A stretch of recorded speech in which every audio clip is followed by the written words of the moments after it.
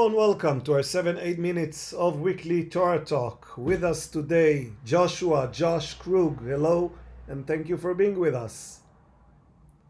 Great to be here. It's a pleasure to have you to discuss Parshat Emor. That's our Parsha for this week. In this Parsha, we describe the purity rules for priests, the Kohanim. The Parsha recounts the holy days. It describes the preparations for the lights and the bread in the sanctuary.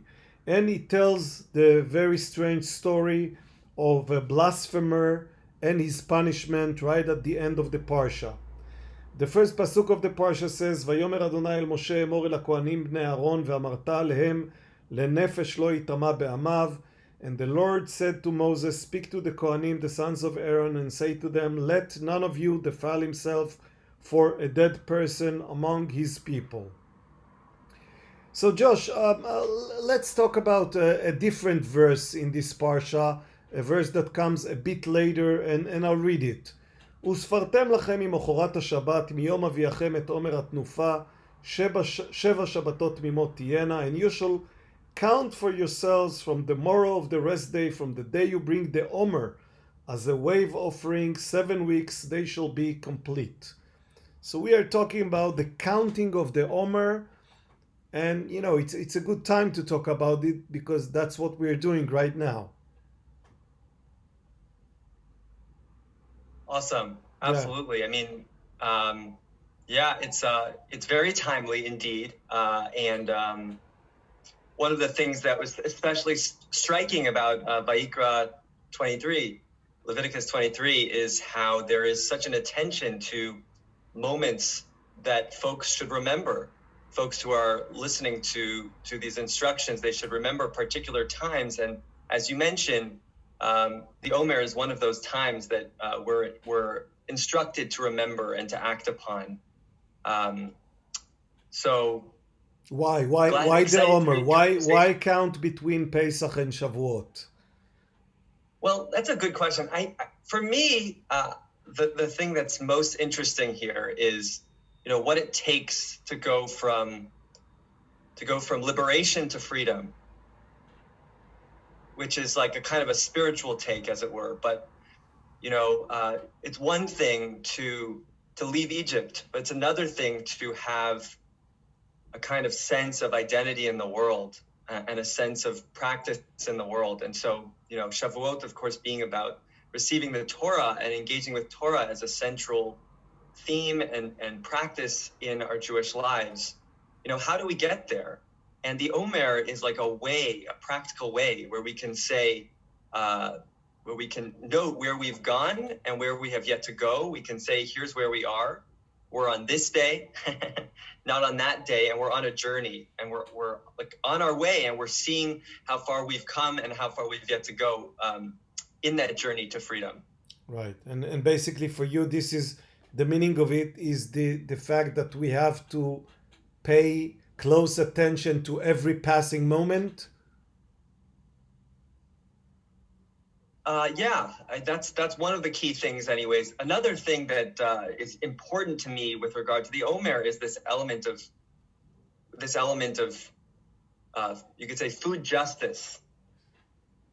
Who has access to resources, who has access to food. And as you know, Shmuel, like many people in the broader society, not to mention, Jewish society today, are struggling with food.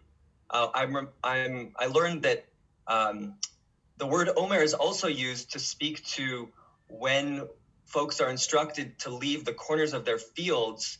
They don't have to get all the wheat harvest from all the corners of their field. They can leave a little bit for others, and they're instructed to do so. And so to be aware of who's not eating, who doesn't have food. Yeah, that's actually the parsha of last week, the Parshat Kedoshim. That's where we are instructed to leave the edges of the field to poor people so they can come and get some of the crop.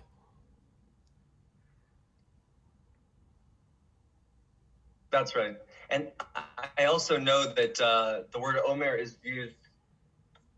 It's used with regard to manna. I think it's in Shmot.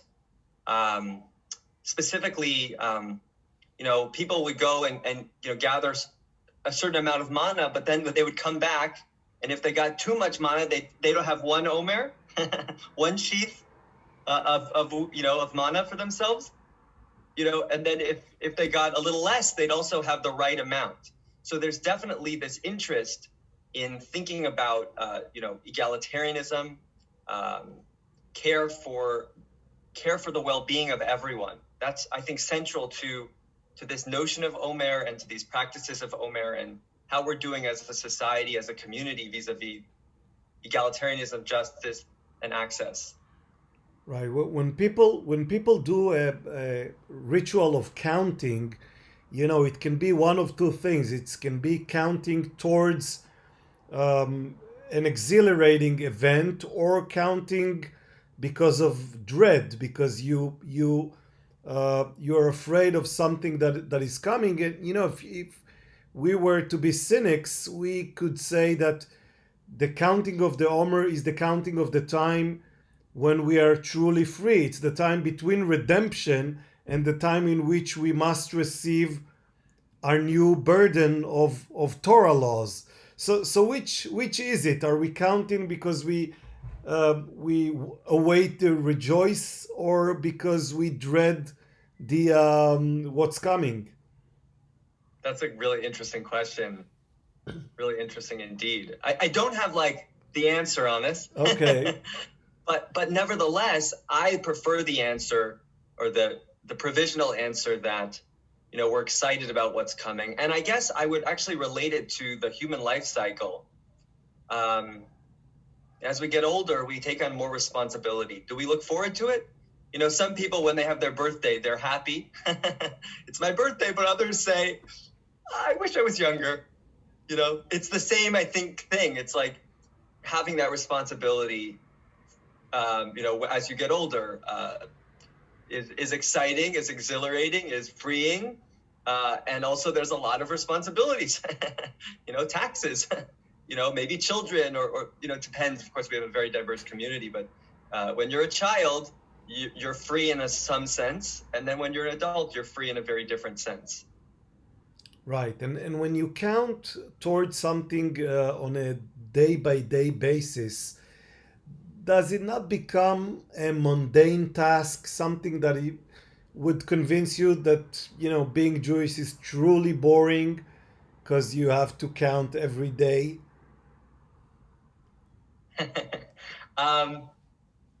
Well, I think it's up to us to figure out how to make it meaningful, how to imbue meaning into it. When we count for this in a secular time, when we count for the new year, like with the dropping of the ball in Times Square, of course that hasn't happened because of COVID, but when we do that, it's exciting, it's exhilarating. 10, 9, 8, right? Right. And so I guess the question is how we can make counting exciting. And frankly, I think of for 49 days, not just for 10 seconds. Exactly. So that's an interesting thing.